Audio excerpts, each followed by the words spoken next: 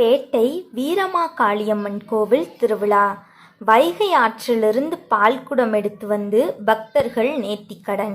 மதுரை மாவட்டம் சோழவந்தான் அருகே உள்ள பேட்டை கிராமத்தில் அருள்மிகு வீரமாகாளியம்மன் திருக்கோவில் 10ஆம் ஆண்டு மாசிப் பெருவிழா 2ஆம் நாளாக இன்றும் வெகு விமர்சையாக தொடர்கிறது.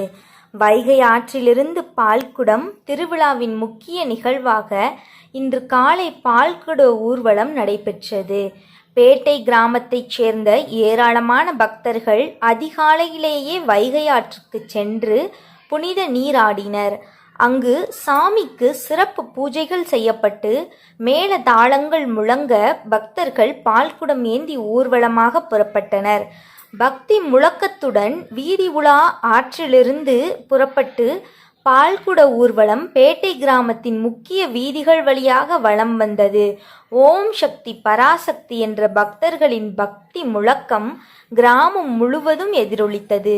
வீதியெங்கும் பொதுமக்கள் திரண்டு நின்று சாமி தரிசனம் செய்தனர்.